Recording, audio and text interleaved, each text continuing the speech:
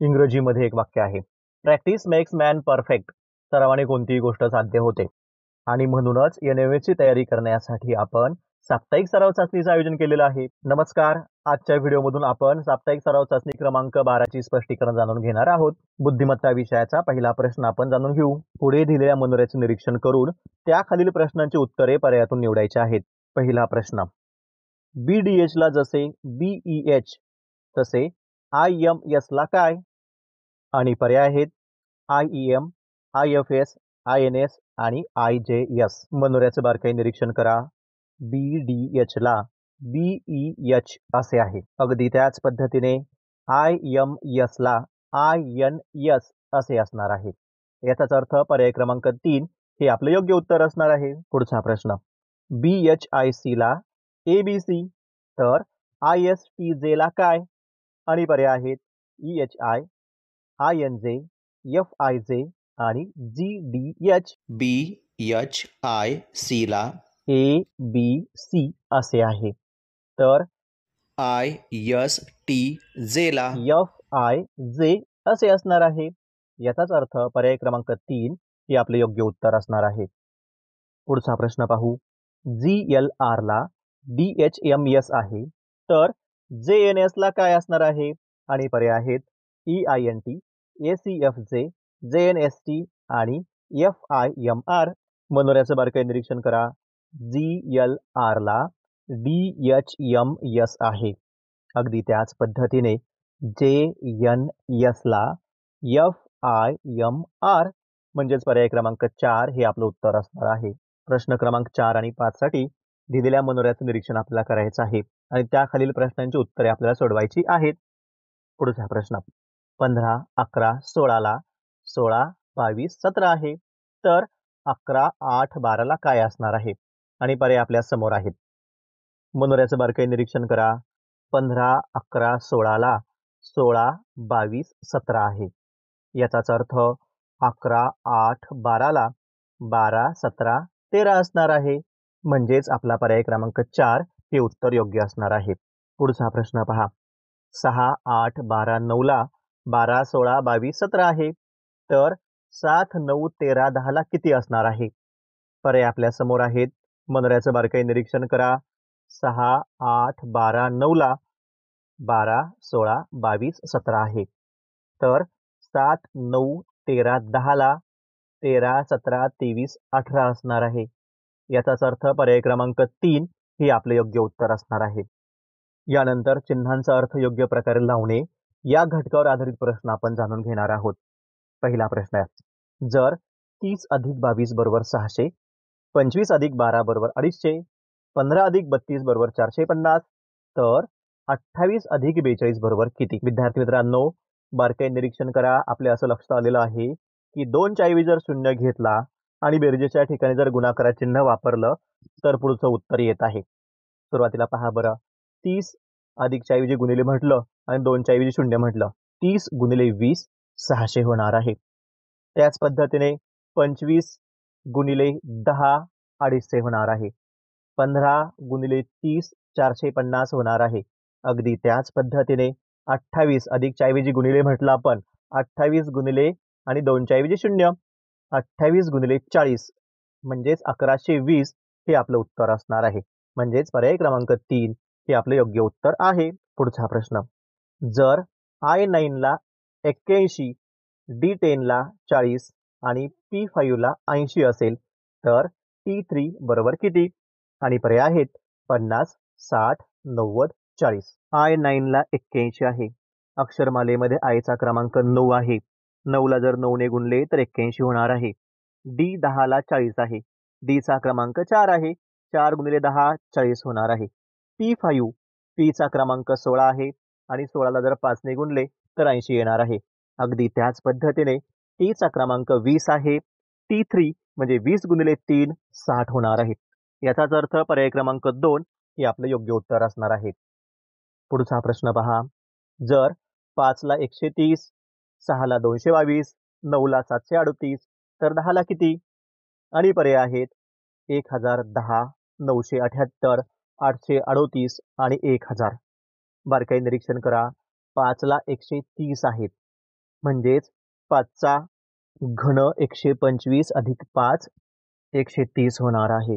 अगदी त्याच पद्धतीने 6चा घन 216 अधिक 6 222 होणार आहे.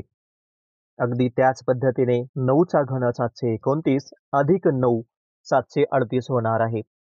अगदी तसेच 10चा घन 1000 अधिक 10 म्हणजे 1010 आपलं हे उत्तर असणार आहे. म्हणजेच पर्याय क्रमांक 1 हे आपलं उत्तर असणार आहे. घन संख्येमध्ये तीच संख्या मिळून उत्तर तयार होत आहे. पुढचा प्रश्न पहा. जर 17 साठी 23, 31 साठी 41, 19 साठी 29 तर 2 साठी कोणती संख्या लिहिली जाईल? आणि पर्याय आहेत 5, 7, 9 आणि 11. मुलांनो, जर बारकाईने आपण पाहिलं तर 17, 23, 31, 41, 19, 29, 2 या सर्व संख्या मूळ संख्या आहेत. 17 साठी 23 आहे, म्हणजेच 17 नंतर 19 व त्यानंतर 23 ही मूळ संख्या घेतली आहे. अगदी त्याच पद्धतीने 31 नंतर 37 व त्यानंतरची 41 ही मूळ संख्या घेतलेली आहे. आणि 19 नंतर 23 व त्यानंतरची 29 ही मूळ संख्या घेतलेली आहे. अगदी तसेच 2 नंतर 3 व त्यानंतरची 5 ही मूळ संख्या आहे. याचाच अर्थ पर्याय क्रमांक 1 हे आपलं उत्तर असणार आहे. 1 सोडून पुढची मूळ संख्या घेतलेली आहे. पुढचा प्रश्न. जर 18ला 641, 27ला 494, 36ला 369 तर 51ला किती? आणि पर्याय आहेत 127, 125, 145 आणि 120. 18 या संख्येतील 8चा वर्ग 64 आणि 1चा वर्ग 1 असं 641 ही संख्या तयार झालेली आहे. तसेच 27 मधील संख्येमधील 7चा वर्ग 49 आहे आणि 2चा वर्ग 4 आहे, म्हणजे 49 4 अशी संख्या तयार झालेली आहे. आता 36 साठी पहा बरं. 36 मधील दुसरी संख्या आहे 6. 6चा वर्ग 36 होणार आहे आणि 3चा वर्ग 9 होणार आहे, म्हणजे 36 9 369 ही संख्या तयार झालेली आहे.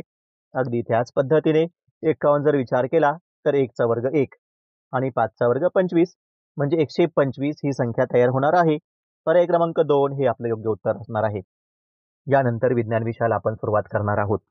मॅनमेड मटेरियल्स या घटकावर आधारित प्रश्न आपण जाणून घेऊया. पहिला प्रश्न. संशोधनाचा उपयोग करून कारखान्यांमध्ये तयार करण्यात येणाऱ्या पदार्थांना काय म्हणतात? आणि पर्याय आहेत मानवनिर्मित पदार्थ, नैसर्गिक पदार्थ, अजैविक पदार्थ की थर्माकोल. विद्यार्थी मित्रांनो, संशोधनाचा उपयोग करून कारखान्यांमध्ये तयार करण्यात येणाऱ्या पदार्थांना मानवनिर्मित पदार्थ असं म्हणायचं.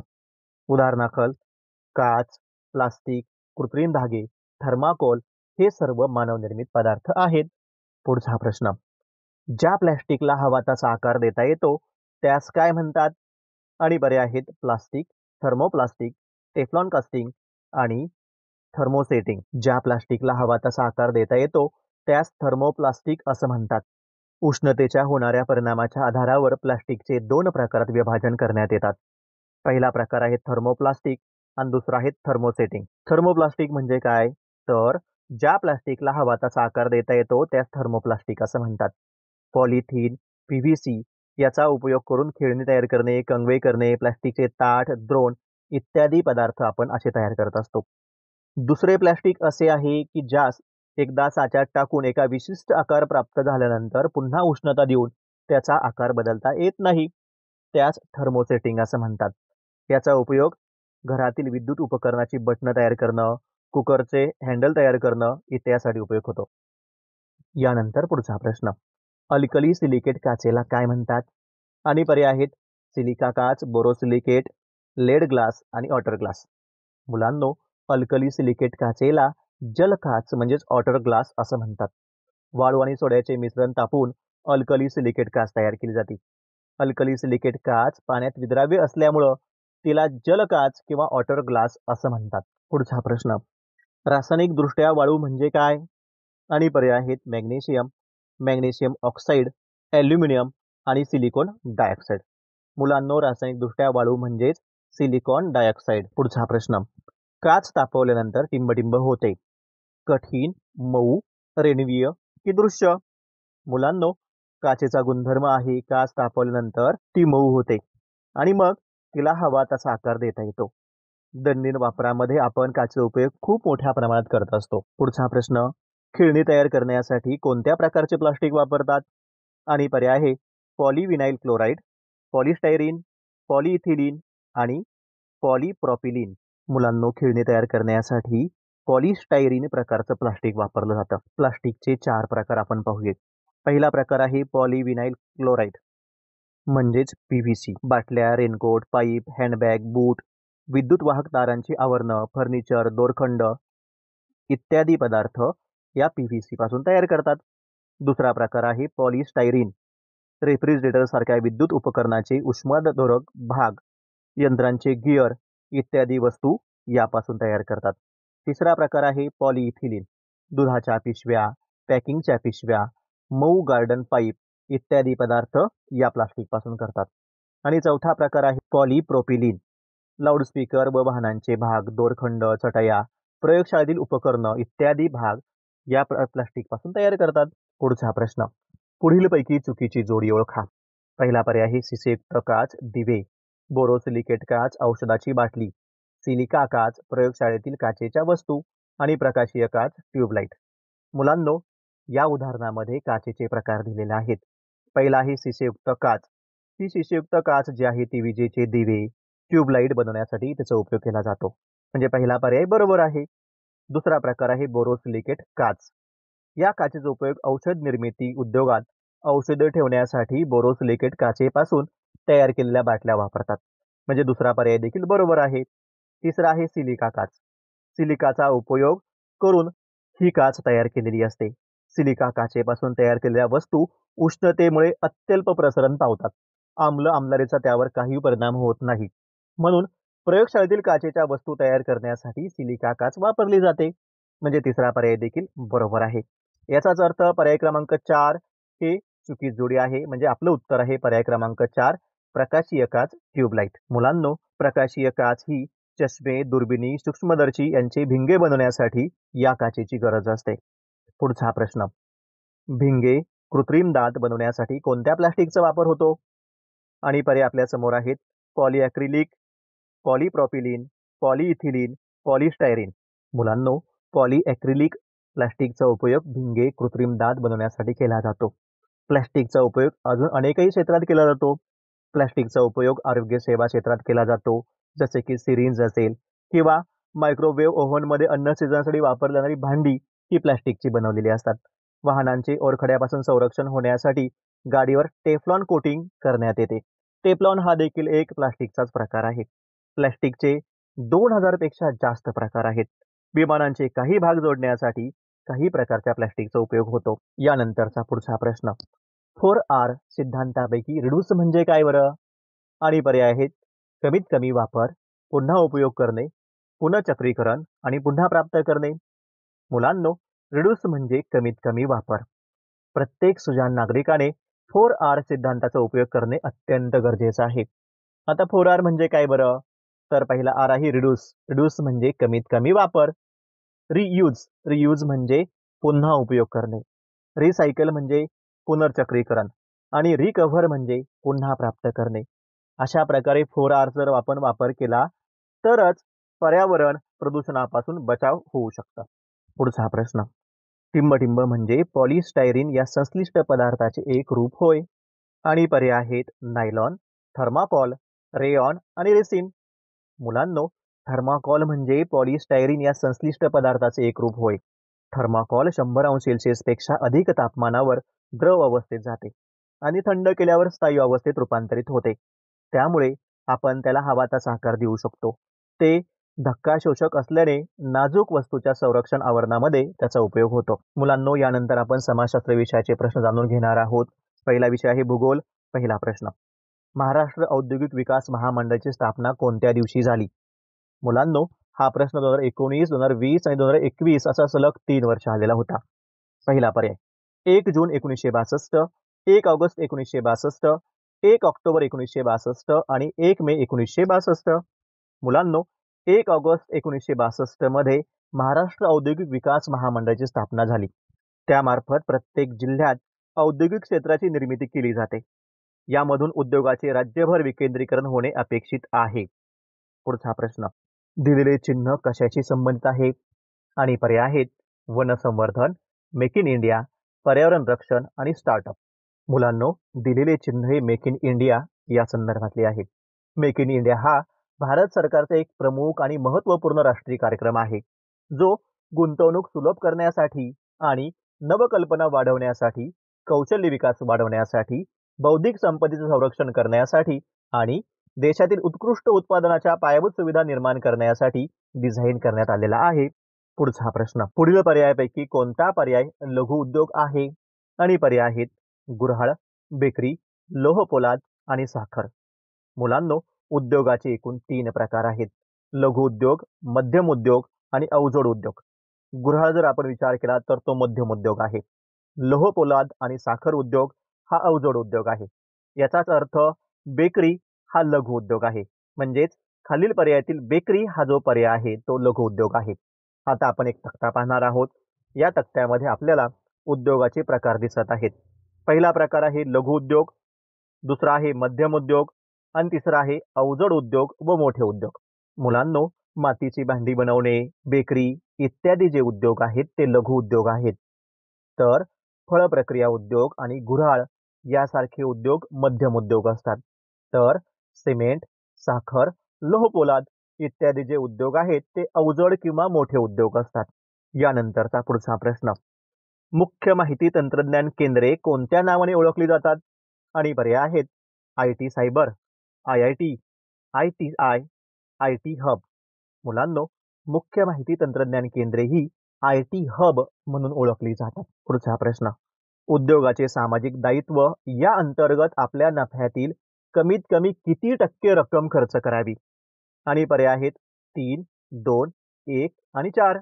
मुलांनो, उद्योगाचे सामाजिक दायित्व या अंतर्गत आपल्या नफ्यातील कमीत कमी 2% रक्कम खर्च करावी. उद्योजक व्यक्ती अथवा उद्योग समूहाने समाजहित तसेच पर्यावरण संतुलनासाठी केलेली कृती उद्योगाचे सामाजिक दायित्व म्हणून समजले जाते. समाजाप्रती जबाबदारी अथवा सामाजिक बांधिलकीतून समाजातील गरजू व्यक्ती अथवा संस्थांना मदत करून समाज हितोपयोगी कार्य करणे आवश्यक असते. या हेतूने 5 कोटीपेक्षा अधिक नफा कमवणाऱ्या उद्योजकांनी अथवा उद्योग समूहाने प्राधान्याने आपल्या नफ्यातील कमीत कमी 2% रक्कम समाजासाठी खर्च करायची असते. याबाबत शासन आग्रही आहे. यानंतरचा पुढचा प्रश्न. चित्रामध्ये दाखवलेली व्यक्ती कोणत्या घटनेशी संबंधित आहे? आणि पर्याय आहेत गोवा मुक्ती लढा, हैदराबाद मुक्ती संग्राम, जुनागड विलिनीकरण आणि काश्मीर प्रश्न. मुलांनो, चित्रामध्ये डॉक्टर TB कुन्हा दिसत आहेत आणि डॉक्टर TB कुन्हा हे नाव गोवा मुक्ती लढ्यासाठी संबंधित आहे. मुलांनो, गोवा मुक्ती लढ्याविषयी माहिती जाणून घेऊ.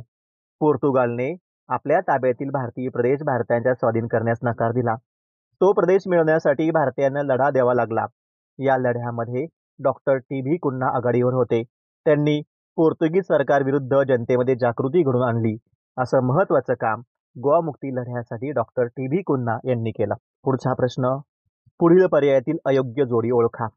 तेलंगण, आंध्र प्रदेश, मराठवाडा, महाराष्ट्र परिषद, कर्नाटक, कर्नाटक परिषद, आंध्र प्रदेश, आंध्र प्रदेश, आंध्र परिषद. मुलांनो, हैदराबाद मुक्ती संग्रामामध्ये हैदराबाद संस्थानातील जनतेने तेलंगण भागात आंध्र प्रदेश, मराठवाडा भागात महाराष्ट्र परिषद आणि कर्नाटक भागात कर्नाटक परिषद या संस्था स्थापन केल्या. परंतु आंध्र प्रदेश भागात आंध्र परिषद अशी संस्था स्थापन केली नव्हती. म्हणून पर्याय क्रमांक 4 हे आपले योग्य उत्तर असणार आहे. हैदराबाद मुक्ती संग्रामात जर विचार केला तर हैदराबाद हे भारतातील सर्वात मोठे संस्थान होते. त्यामध्ये तेलुगू, कन्नड, मराठी भाषिक प्रांत होते. या ठिकाणी निजामांची एकतंत्री राजवट होती. तेथे नागरी व राजकीय हक्काचा अभाव होता. आपले हक्क मिळवण्यासाठी हैदराबाद संस्थानांनी एकत्र येऊन काम केलं. यानंतरचा पुढचा प्रश्न. गुजरातमधील दादरा व नगर हवेली येथील पोर्तुगीज वसाहती मुक्त करण्यासाठी कोणत्या दलाची उभारणी करण्यात आली? आणि पर्याय आहेत गुजरात युथ लीग, रझाकार, आझाद गोमंतक, गुजरात काँग्रेस समिती. मुलांनो, गुजरातमधील दादरा व नगर हवेली येथील पोर्तुगीज वसाहती मुक्त करण्यासाठी आझाद गोमंतक दलाची उभारणी करण्यात आली. 2 ऑगस्ट 1954 रोजी या दलाच्या तरुणांनी सशस्त्र हल्ला करून दादरा व नगर हवेलीची प्रदेश पोर्तुगीज सत्तेपासून मुक्त केला. पुढचा प्रश्न. हैदराबाद संस्थानात पुढील भाषिक गटाचे लोक राहत होते. आणि पर्याय आपल्या समोर आहेत. मुलांनो, हैदराबाद हे भारतातील सर्वात मोठे संस्थान होते. या हैदराबाद संस्थानामध्ये तेलुगू, कन्नड आणि मराठी भाषिक प्रांत होते. याचाच अर्थ पर्याय क्रमांक 1 हे आपलं योग्य उत्तर आहे. याच भागामध्ये निजामांची एकतंत्री राजवट होती. पुढचा प्रश्न. हैदराबाद मुक्ती संग्रामाचा कोणता दिवस मराठवाड्यात मराठवाडा मुक्ती दिन म्हणून साजरा केला जातो? आणि पर्याय आहेत 13 सप्टेंबर, 19 सप्टेंबर, 2 ऑगस्ट आणि 17 सप्टेंबर. मुलांनो, 17 सप्टेंबर हा हैदराबाद मुक्ती संग्रामाचा दिवस मराठवाड्यात मराठवाडा मुक्ती दिन म्हणून साजरा केला जातो. स्वतंत्र भारतात मराठवाड्याचा समावेश 15 ऑगस्ट 1947 रोजी झाला नव्हता. हा प्रदेश 1948 मध्ये जनतेच्या स्फूर्तिदायी लढ्यानंतर स्वतंत्र भारतात विलीन करण्यात आला. यानंतर मुलांनो, गणित विषयाचे प्रश्न आपण जाणून घेऊया. पहिला प्रश्न. एका रकमेची दशादशे 10 दराने 3 वर्षांनी चक्रवाढ व्याजाने 6,655 रुपये रास होते, तर ती रक्कम काढा. पर्याय आहेत 3,000, 2,000, 5,000 आणि 4,000. मुलांनो, उदाहरणामध्ये ए बरोबर 6,655 रुपये आहे. आर बरोबर दशादशे 10 दिलेले आहे. तर एन बरोबर 3 वर्ष आहे. आपल्याकडे सूत्र आहे ए बरोबर पी गुणिले कंसामध्ये 1 अधिक आर छेद 100 त्याचा n वा घात. ए बरोबर 6,655 आहे. 6,655 बरोबर पी गुणिले कंसामध्ये 1 अधिक आर 10 आहे. 10 छेद 100 कंसाचा घन. म्हणजेच पी गुणिले 1 अधिक 10 छेद 100 म्हणजे 110 छेद 100 चा घन. म्हणजेच 110 भागिले 100 म्हणजे 1 शून्य कट झाले 11 छेद 10 राहणार आहे. म्हणजेच पी गुणिले 11 छेद 10 चा घन. म्हणजे 6,655 बरोबर पी गुणिले 11 छेद 10 चा घन.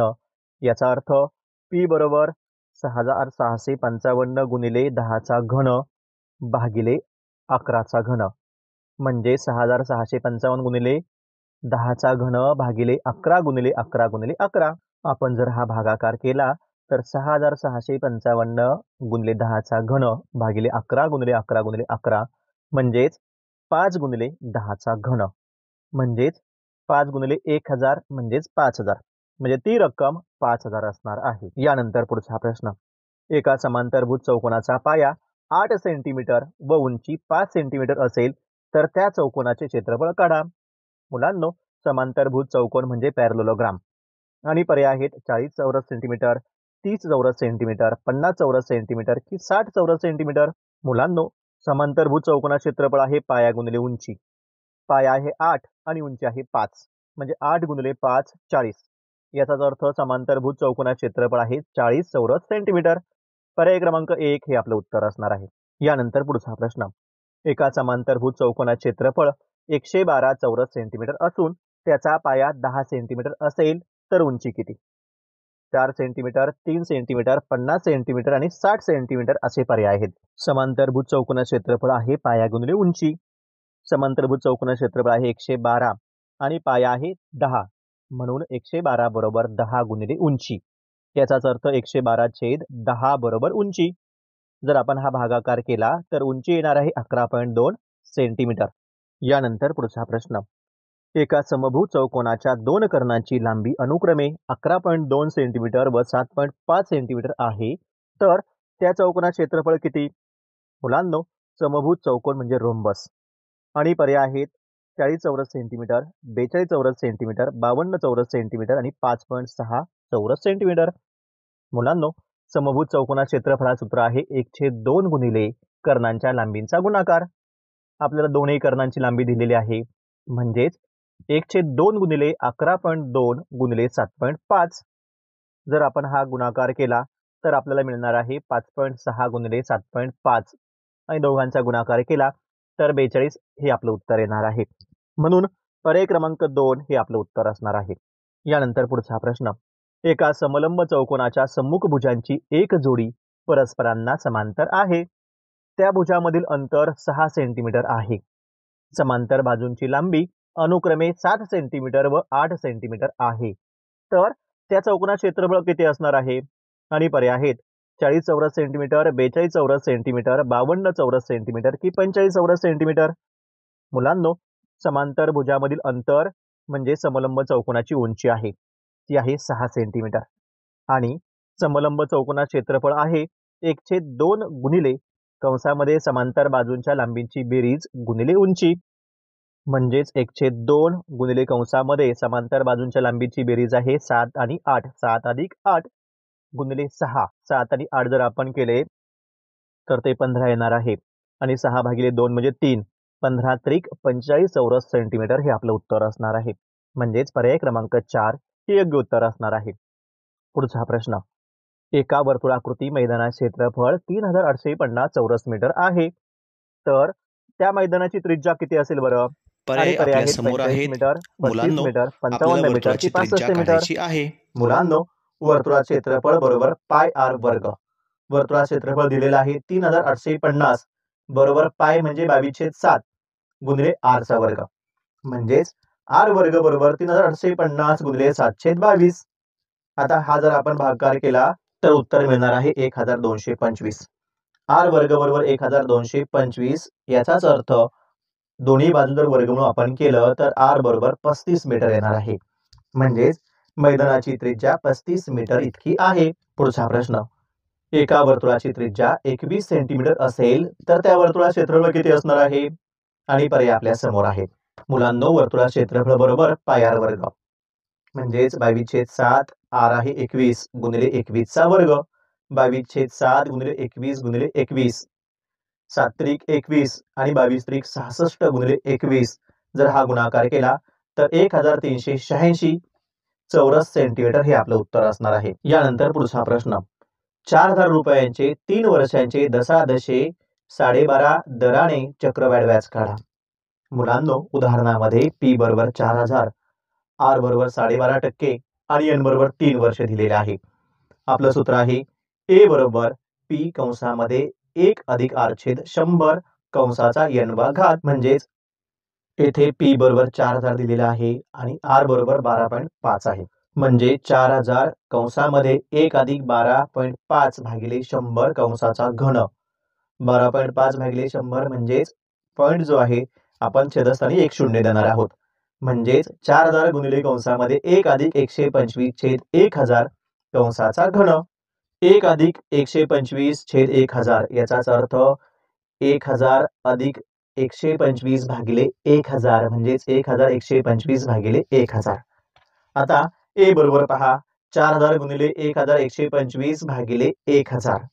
आता मुलांनो, 1125 भागिले 1000 याचा अतिसंक्षिप्त रूप आपण जर दिलं तर ते येणार आहे 9/8 आणि 4000 गुणिले 9/8 चा घन हे जर आपण सोडवलं तर उत्तर येणार आहे 5695.31 रुपये. यानंतर पुढचा प्रश्न. एका शहराची लोकसंख्या दरवर्षी 8% दराने वाढते. 2010 साली त्या शहराची लोकसंख्या 2,50,000 असल्यास 2012 मध्ये त्या शहराची लोकसंख्या किती होईल? आणि पर्याय आपल्या समोर आहेत. मुलांनो, उदाहरणामध्ये पी बरोबर 2010 ची लोकसंख्या आहे 2,50,000. ए बरोबर 2012 मधील लोकसंख्या. आर बरोबर लोकसंख्या वाढीचा दर म्हणजे दर साल 8%. एन बरोबर 2 वर्ष. ए बरोबर 2012 मध्ये म्हणजेच 2 वर्षांनी होणारी लोकसंख्या. ए बरोबर पी गुणिले कंसामध्ये 1 अधिक आर छेद 100 कंसाचा n वा घात. म्हणजेच 2,50,000 गुणिले कंसामध्ये 1 अधिक 8/100 चा वर्ग. म्हणजेच 2,50,000 गुणिले 108 भागिले 100 चा वर्ग. 2,50,000 गुणिले 108/100 गुणिले 108/100. 2 शून्यला 2 शून्य गेले, परत 2 शून्य 2 शून्य जर गेले तर 25 गुणिले 108 गुणिले 108 म्हणजेच 2,91,600 हे उत्तर असणार आहे. म्हणून 2012 मध्ये शहराची लोकसंख्या होणार आहे 2,91,600. पर्याय क्रमांक 2 हे आपलं उत्तर असणार आहे. यानंतर शेवटचा प्रश्न.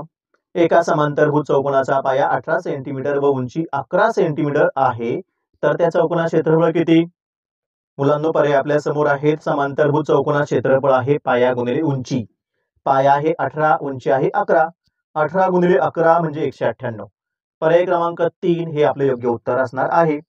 मुलांनो, अशा प्रकारे साप्ताहिक सराव चाचणी क्रमांक 12 ची सर्व स्पष्टीकरण आपण जाणून घेतलेली आहेत.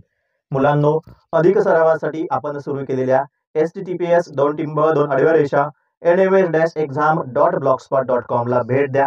म्हणजे तुम्हाला अधिक माहिती मिळणार आहे. तुम्हा सर्वांना NMS परीक्षेसाठी खूप खूप शुभेच्छा. धन्यवाद.